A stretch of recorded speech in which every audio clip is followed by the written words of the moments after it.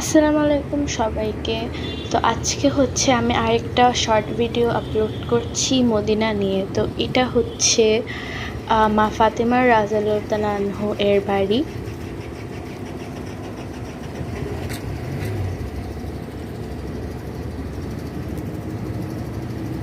তিনি হচ্ছেন মহানবী সাল্লাল্লাহু আলাইহি ওয়াসাল্লাম এবং খাদিজা রাদিয়াল্লাহু আনহু এর মেয়ে।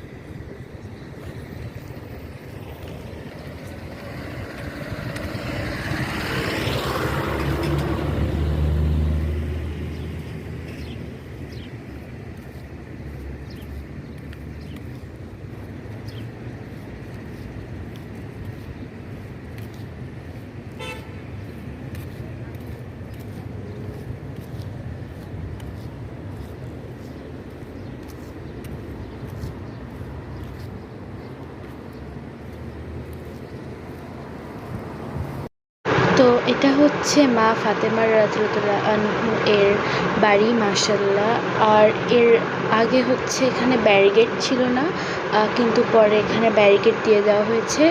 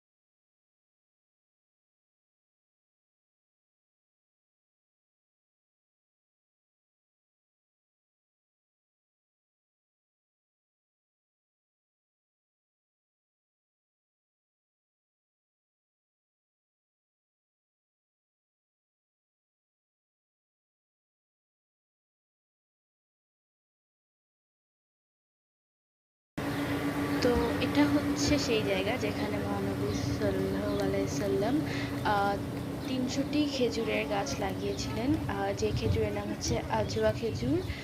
আর এই জায়গাটার নাম হচ্ছে দ্য গার্ডেন অফ সালমান আল ফার্সি, কারণ সালমান আল ফার্সি হলেন একজন সাহাবী। মহানবী সাল্লাল্লাহু আলাইহি ওয়াসাল্লাম তার মালিককে জিজ্ঞেস করেন যে তিনি সালমান আল ফার্সি রাদিয়াল্লাহু আনহু এর মুক্তিপণ হিসাবে কি চান, কারণ সালমান আল ফার্সি রাদিয়াল্লাহু আনহু ছিলেন একটি লোকের গোলাম। তো তখন ওই লোকটি দাবি করেন যে তিনি চান মহানবী সাল্লাল্লাহু আলাইহি ওয়াসাল্লাম ৩০০টি খেজুরের গাছ লাগান। তো যেহেতু মহানবী সাল্লাল্লাহু আলাইহি ওয়াসাল্লাম সালমান আল ফার্সি রাদিয়াল্লাহু আনহু এর জন্য এখানে ৩০০টি খেজুরের গাছ লাগিয়েছিলেন, সেহেতু এই জায়গাটার নাম দেওয়া হয় দ্য গার্ডেন অফ সালমান আল ফার্সি।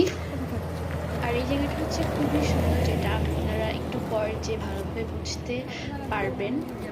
তো অবশ্যই মদিনায় গেলে এই জায়গাটা ভিজিট করার চেষ্টা করবেন। এইটা মনে হয় না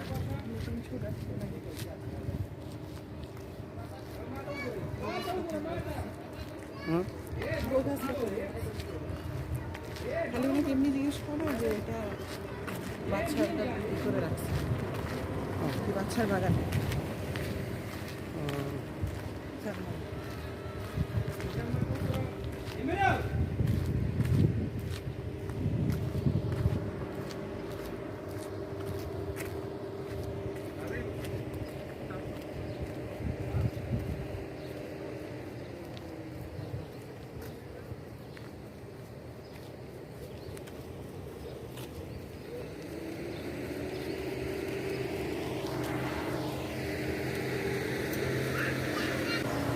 এদিকে বাবা, এদিকে বাবা, এই যে এদিকে, এদিক দিয়ে বাবা। এটা হচ্ছে এখানে নির্মাণ করা একটি কুয়া, যেটার পানি হচ্ছে খুবই ফ্রেশ আর মিষ্টি। তো আপনারা গেলে হচ্ছে এটা টেস্ট করতে পারবেন। তাছাড়া এখানে আজোয়া খেজুর বলেন বা এমনি খেজুরের হচ্ছে শপ আছে, তো গেলে হচ্ছে আপনারা কিনতেও পারবেন।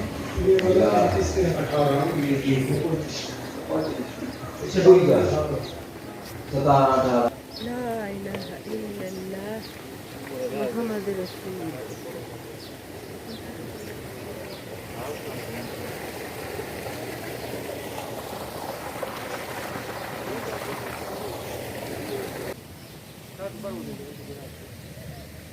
এইখানেই ওরা এসে বুঝছে। তো এই কুয়াটির নাম হলো বীরের রুমা বা রুমা কূপ। তো মদিনা হিজরতের পর মুসলিমদের বিশুদ্ধ পানির সংকট দেখা দেয়। তো সেই সময়ে বীরের রুমা বা রুমা কূপ নামে মদিনায় এক ইহুদির একটি বড় কূপ ছিল। সেই সংকটের সুযোগে মুসলিমদের কাছে একদম চড়া মূল্যে হচ্ছে পানি বিক্রি করা হতো। তো সেটা নবী সাল্লাল্লাহু আলাইহি ওয়াসাল্লাম দেখে সবার সামনে ঘোষণা দিলেন যে তোমাদের মধ্যে কি কেউ আছে যে এই কূপটি ক্রয় করতে পারবে। তখন সর্বপ্রথম ইসলামের তৃতীয় খলিফা উসমান রাদিয়াল্লাহু আনহু একবার শুনে রাজি হয়ে গেলেন ওই কূপটি ক্রয় করার জন্য। উসমান রাদিয়াল্লাহু আনহু যখন কূপটি ক্রয় করতে চাইলেন তখন ইহুদি মানলেন না। তো এরপরে হচ্ছে তিনি একটি প্রস্তাব দিলেন যে তিনি অর্ধেক কূপ ক্রয় করবেন। তো এভাবেই চলতে থাকলো। একদিন মুসলিমরা পানি নিলেন আর আরেকদিন তারা পানি নিল। তবে এতে তার ব্যবসায় সংকট দেখা দিল। তাই পরবর্তীতে যে পুরো কূপটি তিনি উসমান রাদিয়াল্লাহু আনহুকে দিতে রাজি হলেন এবং উসমান রাদিয়াল্লাহু আনহু ৩৫,০০০ দিরহাম দিয়ে এই কূপটি কিনে নিলেন। তো এই কূপটি হচ্ছে ঠিক বাগানের পাশে অবস্থিত আর এখানে হচ্ছে এখন পর্যন্ত পানি আছে।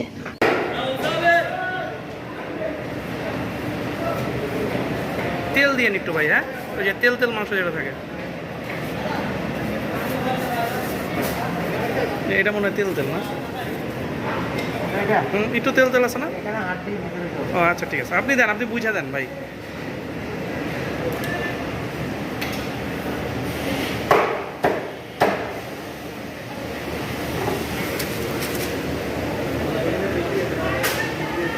লাহামে আসছে ৩৫ টাকা। আল্লাহ,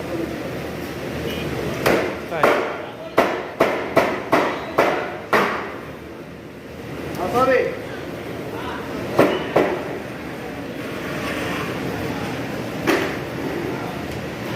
আসলে তো লাগিন দিয়ে না 30 টাকা দিয়ে না নেন, নিয়ে যান।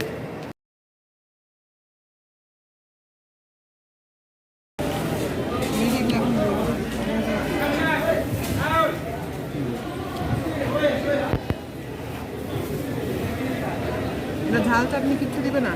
না।